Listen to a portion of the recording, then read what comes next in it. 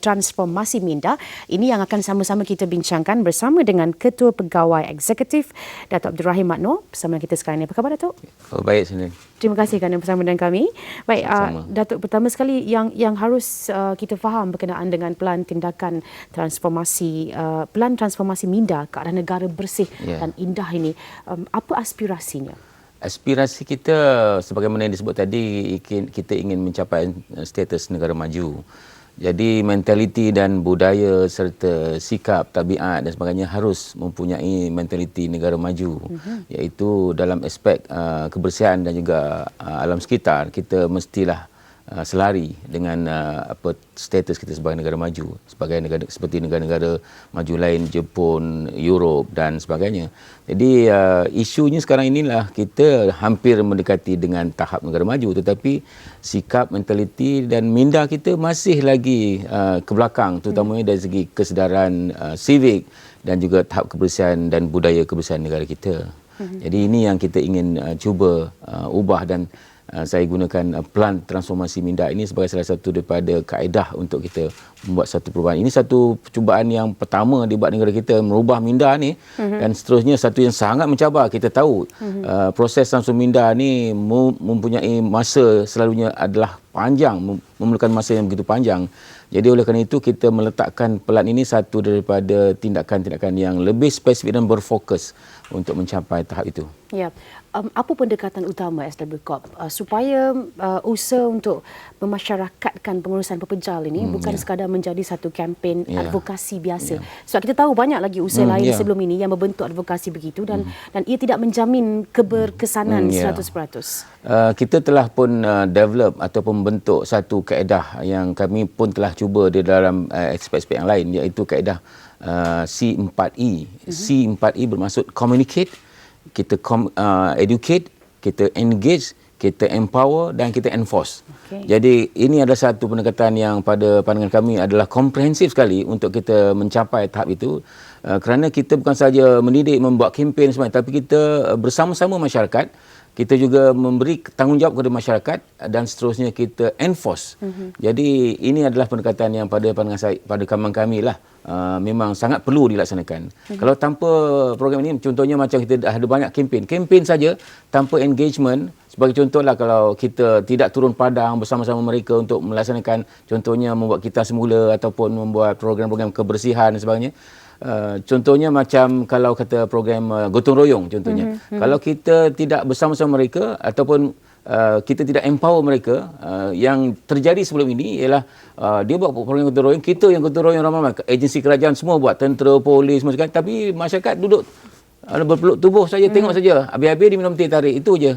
Jadi bagaimana nak jadi membudayakan amalan kebersihan? Betul. Jadi pendekatan ini yang kita akan cuba laksanakan. Ataupun semasa hari kempen itu semua terlibat, tapi bila agensi dah balik, askar dah balik, semuanya tak ada siapa yang buat, yang teruskan budaya itu. Itu yang penting juga. Dan kita lihat tadi antara dipaparkan lokasi mata hati di seluruh Malaysia. Ini kalau boleh Datuk terangkan apa konsep? Sebenarnya daripada program transformasi minda ini, kita perlu buat engagement dengan masyarakat. Jadi oleh kerana itu kita buat program jelajah mata hati untuk salah satu daripada tools ataupun kaedah kita untuk mentransformasikan minda masyarakat. Di sini kita bermula pada bulan bulan Mac ini, nanti 6 hari bulan Mac, kita sampailah bulan Jun, kita akan melaksanakan program-program bersama masyarakat. Kita memantau tahap kebersihan juga, kita juga bersama mereka melaksanakan program pengasingan sumber di sisa di rumah dan sebagainya. Begitu juga kita menunjukkan kepada mereka kaedah-kaedah bersama-sama menjaga kebersihan kawasan bersih. Contohnya kita akan membuat program yang kita dah ambil yang utama sekali, mungkin di Muar satu, di Kuantan dan di Sungai Petani, bersama-sama dengan artis pun ada bersama kita, insya-Allah. Dan juga kita akan setiap cawangan PPSPA di setiap negeri yang kita ada akan kita buat bersama-sama masyarakat, bersama-sama. Jadi poin-poin yang kita tunjuk tadi tu, jelajah tu adalah tempat-tempat fokus kita berjumpa dengan masyarakat juga. Bentuk aktiviti adakah yang bagaimana? Gotong royong saja atau macam mana? Dia banyak sebenarnya. Satunya kita sendiri sebagai masyarakat akan turun bersama-sama dengan PPSP atau SB Corp. Menggunakan bas yang ini bas kita, bas jelajah mata hati kita, akan kita ada di lokasi-lokasi yang kita telah tentukan tadi. Dan kita pun ada masyarakat kempen itu, kita kata lihatlah dengan mata hati. Mana melihat tahap kebersihan, melihat juga alam sekitar dan sebagainya dengan mata hati. Sebagai contohnya, kalau kita katakan sampah, kita buang di longkang. Kalau kita lihat sampah di longkang, tak ada apa-apa salah. Tapi sebenarnya, kalau lihat dengan mata hati, kita tahu apakah kesan-kesan berikutnya. Contohnya akan menjadikan pusat pembiakan nyamuk Aedes, yang menjadikan kita demam denggi. Ataupun kalau di tempat rekreasi tertentu, kita buang makanan-makanan, akan menjadi tempat tikus datang dan tikus kencing di situ, dan akhirnya penyakit kencing tikus. Jadi kita melihat jauh ke depan. Dan apakah kesan-kesan kepada masyarakat menyeluruh. Jadi pendekatan mata hati ini saya syorkanlah supaya kita sentiasa memerhati dan menyayangi alam sekitar. Ini adalah anugerah pencipta kita, dan seterusnya kita harus menjaga amanah itu dengan baik. Berapa lama tempoh yang dijangka diambil untuk keseluruhan program jelajah, advokasi dan sebagainya? Kita mulakan dengan pelancaran plan tindakan itu, plan transformasi minda masyarakat ini, itu pada 24 hari bulan yang akan dilancarkan oleh Yang Amat Berhormat Timbalan Perdana Menteri di Putrajaya. Selepas itu masuk bulan Jun, kita akan berterusan sampai bulan Mac. 6 Mac sampai ke Jun, dan seterusnya kita melaksanakan juga program yang berikutan susulan sehinggalah akhir tahun ini. Susulan itu akan berterusan. Kita tengok ada tak perubahan kepada masyarakat. Apabila setelah 5 bulan, 6 bulan kita buat tak ada perubahan, dan seterusnya akan kita juga pantau sampailah hujung tahun. Ini adalah proses yang pertama. Fasa berikutnya adalah sampai tahun 2020 lah. Banyak lagi kerja-kerja yang akan kita laksanakan sepanjang 5 tahun akan datang ini. Okey. Dan kalau kita lihat betul lokasi jelajah mata hati ini disediakan juga teruslah perancangan untuk bulan berapa sampai ke negeri mana, contohnya begitu. Dan di setiap negeri ni ada beberapa lokasi pula dipecahkan di situ. Okey, baik. Apa cabaran utama, Datuk, untuk plan ini, plan transformasi minda ini? Sebenarnya cabaran utama kita ialah untuk trigger ataupun membuat masyarakat kita menyedari dan memahami betapa pentingnya kita menjaga alam sekitar dan kebersihan. Sebenarnya ramai yang telah pun menyedari. Kajian telah banyak dibuat bahawa keperluan untuk menjaga kebersihan dan juga membuat kita semula sebagainya, memang masyarakat mengetahui. Tetapi cabarannya adalah mengamalkan.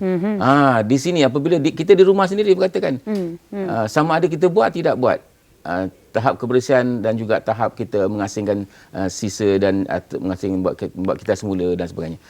Jadi pada pandangan saya, cabaran pertama itu. Yang keduanya ialah cabaran kita mendidik masyarakat secara menyeluruh. Maknanya daripada masyarakat, daripada kanak-kanak sampai ke yang remaja, dewasa, sampai juga kepada agensi kerajaan, ketua-ketua agensi pun kena juga faham tentang keperluan ini. Jadi kalau ini tidak digerakkan secara bersama, saya rasa cabaran untuk melaksanakan ini memang agak sukarlah. Okey. Kalau kita tidak melakukannya, kalau kita tidak buat plan transformasi minda begini, kalau masyarakat kita tidak berubah, apa yang menanti kita pada tahun 2020 nanti? Kita boleh menjangkakanlah masyarakat luar negara yang akan datang, kita telah pun mengatakan, kita telah menjadi sebuah negara maju. Tapi mereka akan memandang sinis, inikah negara maju? Sampah merata-rata. Buang sampah di kenderaan. Kita tengok di mana-mana pun, kalau lepas majlis-majlis besar ke, sampah melaut. Seperti kita lihat sebelum-sebelum ini. Itu bukan mentaliti masyarakat maju. Jadi kita rasa kita kena menjaga kehormatan diri kita lah. Negara sebagai bangsa yang terhormat, yang mempunyai budaya yang terbaik tentang amalan-amalan nilai murni, terutamanya dalam menjaga kebersihan, dan yang paling penting sekali adalah menjaga alam sekitar kita. Sebagai contoh kan, 77,000 tan sampah yang kita boleh kutip daripada Sungai Kelang. Kita buang daripada longkang Sungai, akhirnya sampai ke Sungai Kelang. Dan ini menyebabkan satu masa nanti banjir besar pula di Lembah Kelang. Jadi tanpa kita sedari. Jadi saya fikirlah kan, sama-samalah kita fikir sejenak, lihatlah dengan mata hati, membuat sedikit perubahan walaupun sekecil mana. Kerjasama SW Corp dengan mungkin PBT, kerana kita tahu juga nak menjalankan dari segi dasar, dari segi konsepnya mungkin boleh dicerna, tapi untuk ke peringkat akar umbi ni, sebab kalau orang dah mula sedar nak buang sampah, tapi kalau tak ada tong sampah di tempat yang mereka rasa nak buang sampah tu, mungkin tak berjaya juga. Macam mana? Ya, memang kerjasama dengan semua pihak memang sedang dilaksanakan, terutamanya dengan pihak PBT. Bagi PBT yang menggunakan pakai Akta 672, di bawah kita memang kita sudah sediakan tong yang mencukupi di semua premis, dan kita menggalakkan mereka untuk membuat separation source ataupun mengasingkan sisa dari sumber, dari rumah sendiri. Kita ada satu tong, kalau kita nak buat 3-4 tong depan rumah, banyak sangat dan kosnya terlalu tinggi. Satu tong dah kos RM100. Kalau 3 tong RM300. Kita ada 5 juta premis di Malaysia yang kami jaga saja. Jadi kita cadangkan supaya hari pertama dan hari kedua adalah sampah domestik yang tidak boleh tidak boleh dikita semula. Contohnya makanan ke apa, kita letak hari kedua. Hari ketiga itulah untuk masanya kita keluarkan botol plastik, kertas dan sebagainya. Jadi kita boleh guna tong yang sama, tetapi kita boleh mengasingkan dengan cara yang baik. Mungkin diasing di rumah dululah. Sebab perkara itu tidak busuk. Kita ada sediakan tong kecil di rumah untuk just barang-barang kita semula. Amalkanlah ini untuk kebaikan negara kita dan kebaikan alam sekitar. Yang penting alam sekitar. Negara satu hal, alam sekitar yang paling penting sekali. Sebab sekiranya alam sekitar kita tercemar, rosak sebagainya, yang menerima musibah adalah kita, seperti banjir besar yang kita hadapi, begitu juga dengan pemanasan global dan sebagainya. Ini adalah penyakit, kesedaran yang kita harus hadapilah, atasi. Baik. Datuk, sebelum kita berakhir, ini memasuki tahun kedua Datuk sebagai CEO. Ya, betul. Baru setahun setengah lah. Setahun setengah lebih kurang. Dan kalau boleh kita tahu, apa KPI Datuk untuk tahun ini? Selepas tahun 2015 berakhir, apa yang Datuk lihat sebenarnya? Tahun lepas kita telah pun membuat KPI untuk memansuhkan sampah haram. Dah selesai dah. Dan longkang-longkang yang kotor semuanya telah pun terbersih. Tahun ini kita lebih menumpukan kepada satunya amalan kitar semula yang lebih baik. Seterusnya ialah mengelakkan littering ataupun pembuangan sampah merata-rata. Itu satu lagi cabaran yang sangat besar dan kami committed. Itu sebabnya kita keluarkan plan ini yang memberikan objektif strategiknya, iaitu pertamanya untuk kita membolehkan masyarakat melihat dengan mata hati tentang menjaga alam sekitar. Yang keduanya, kita ingin mereka mengamalkan amalan dan mengutamakan kebersihan. Dan ketiganya, mempunyai tanggungjawab bersama tentang menjaga kebersihan ini dan juga alam sekitar. Dan keempatnya, kebersihan itu sebagai satu nilai-nilai murni.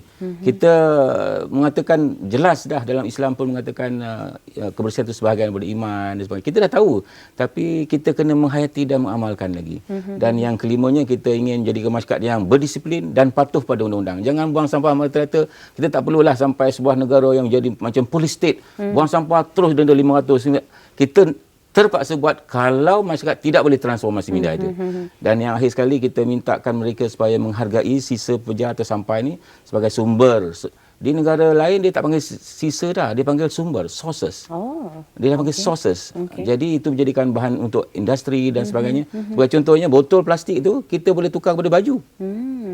Itu material yang sama tapi di-convert sedikit. Begitu juga dengan Tetra Pak daripada kotak tu kan, boleh jadi bumbung, boleh jadi sebagainya kan. Dan yang penting juga, kita lihat perkara ini boleh dilihat sebagai nilai artistik. Kita boleh jadi kraft tangan, barang-barang kita semula sebenarnya. Saya dah melihat duit Indonesia, memang cantik dibuat artistik. Kalau tengok tu memang teruja. Harganya berkali-kali ganda barang yang telah dibuat. Okey. Baik. Kita ucapkan selamat maju jaya. Semoga tahun ini tahun yang baik untuk plan yang dilaksanakan oleh SW Corp sehingga mencapai sasarannya. Terima kasih Datuk. Mungkin juga ia satu pendekatan yang agak berbeza daripada konsep sebelum ini. Ada pendekatan yang berbentuk plan ilmiah sedikit di situ. Sementara Datuk merupakan bekas KSU, Kementerian Pengajian Tinggi sebelum ini. Baik, terima kasih kita ucapkan.